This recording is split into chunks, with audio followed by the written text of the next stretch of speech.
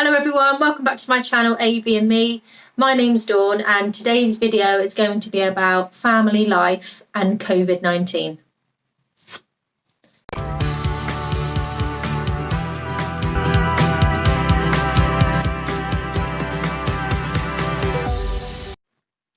So I really wanted to talk about this in a video because if you've read my bio, you would have seen that I'm a midwife and I am a hospital-based midwife. So I've been working on the maternity unit, on the delivery suite throughout the whole pandemic. And a lot of my family and friends have asked me, how have I been and what have I been doing at home? How have I been protecting my family? What has it been like? So I kind of wanted to run through kind of what it has been like at work with regards to keeping safe, and then how I've then managed to kind of come home and then try and keep my family safe. So like basically everything that I've been doing. People that work in healthcare or people that have been key workers will relate to this because they probably would have been doing similar things. But it was a definite worry of mine. You know, it was well, it's still ongoing, but when it was at its peak, it was a really scary time. And I was nervous to be going to work into a hospital.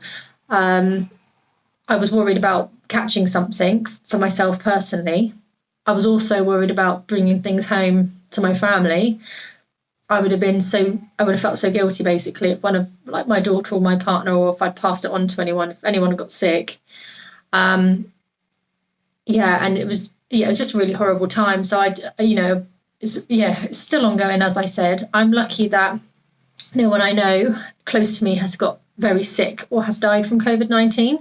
A family member did get it, but she is also she's a nurse and she was actually working on the COVID-19 ward, and she did get it. She had very mild symptoms, and then she got much better and she's fine now. I was very lucky not to catch it, or touch wood, I haven't caught it yet. So I have also had the antibody test, which is a blood test that the government said that we could have, and that was negative, so that's good. And I have also had a COVID swab, which for anyone that's had a COVID swab, it isn't pleasant. It really wasn't nice, but that also came back negative. So that is really good news. However, at the time, all the time, you just don't know, because as they said on the news, you can have symptoms of COVID-19, but then there are people that carry it and don't even know they have it. So that's quite a scary thought, really. Okay, so I've mentioned the tests there, the blood test and the COVID swab test. So I'll just go into a bit more detail with that. So the antibody test is a blood test, and it basically was testing for the COVID-19 disease. And it basically came back as a positive or negative if you have had it, and mine was negative. The COVID swab is like a long cotton wool bud type swab that, well, in the UK, this is what we do. We swab people in the throat, so right at the back of the throat, so it does make you gag. And then with that same swab, go up each nostril, and it is quite far back down your nose, so it kind of gets to a point where it's uncomfortable, and then you have to go past that and go further. Yes, it's really not comfortable, and then that also goes off to the lab and gets tested, and it comes back to say if it's positive or negative.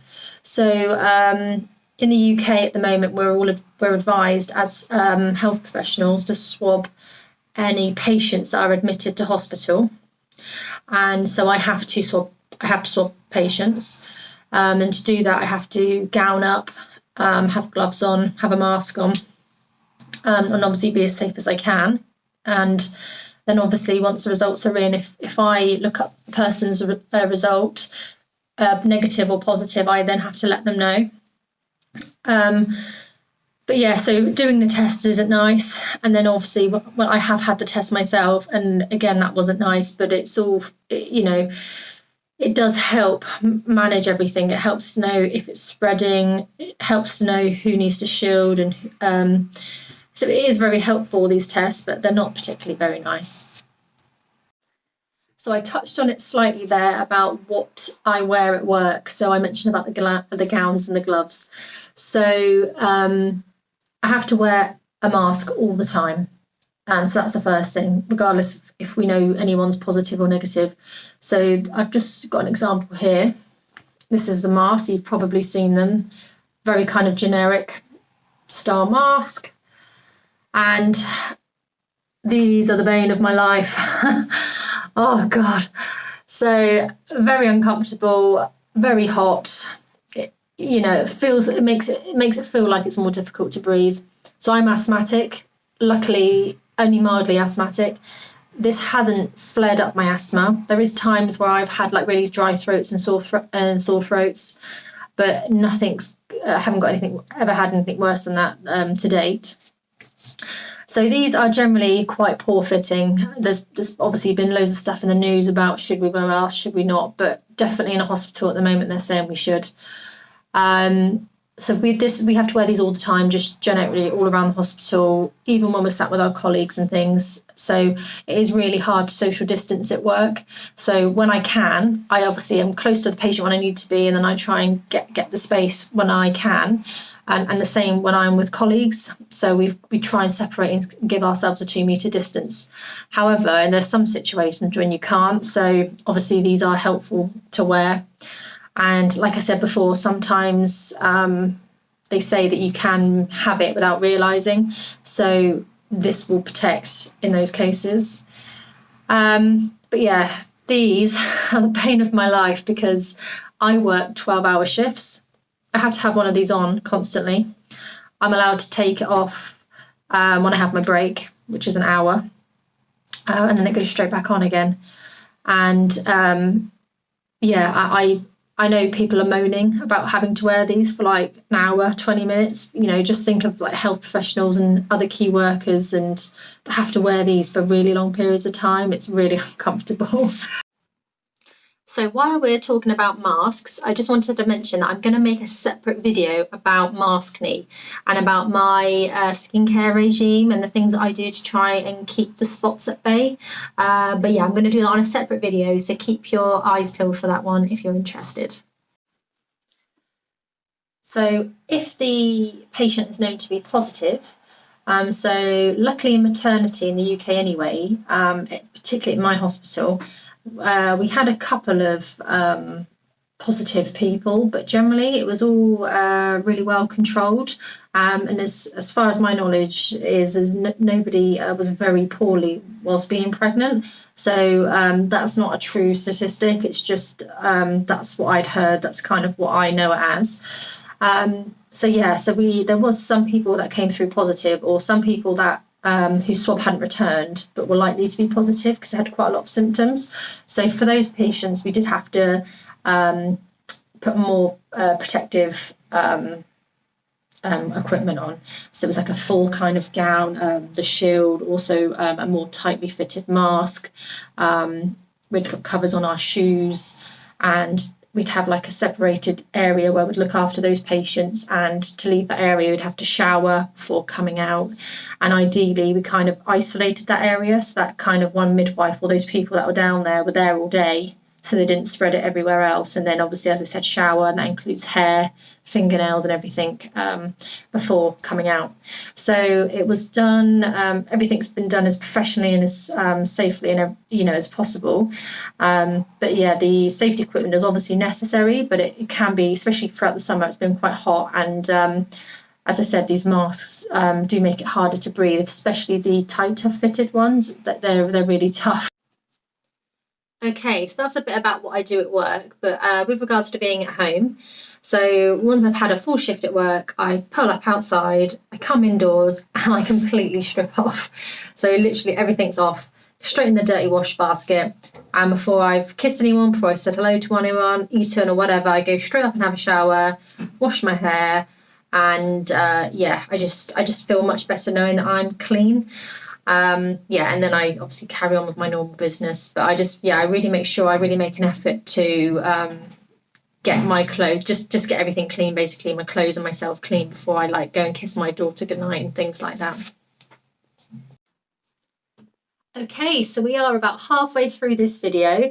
If you are enjoying this content, please give me a like and please subscribe to my channel. So moving on to cleaning. So Obviously, yes, I work in a hospital, as I said before, a bit nervous about bringing things home. So not only am I making sure that I'm clean, I also make sure the house is clean. So just in general, you know, like I pop out food shopping, you know, my hands are on trolleys, and, you know, it is hard sometimes. So as I've mentioned, we wash our hands. So my daughter's 2.5, and she actually does enjoy washing her hands anyway. So it doesn't really affect her. So if we have been out and about, we always come home and we wash our hands. And then cleaning around the house. So I'm not OCD. I don't bleach everything to every inch of its life. However, I do make sure like surfaces are clean. So I've bought, as well as doing a proper house clean, I always just go around with like these kind of wipes. So these are just from Lidl or Aldi, but you can get them everywhere. They're just antibacterial multi-surface wipes, and I literally just go every day, just go over the surfaces like door handles, like the washing machine and oven knobs, tables, any surfaces, anywhere where kind of hands go, like on the toilet, the flush on the top. So it does say that it's not 100% effective, because I don't think any product can really say 100%, but I think it can't do any harm. So I go around with a few of these wipes. So one of the symptoms of COVID is having a temperature.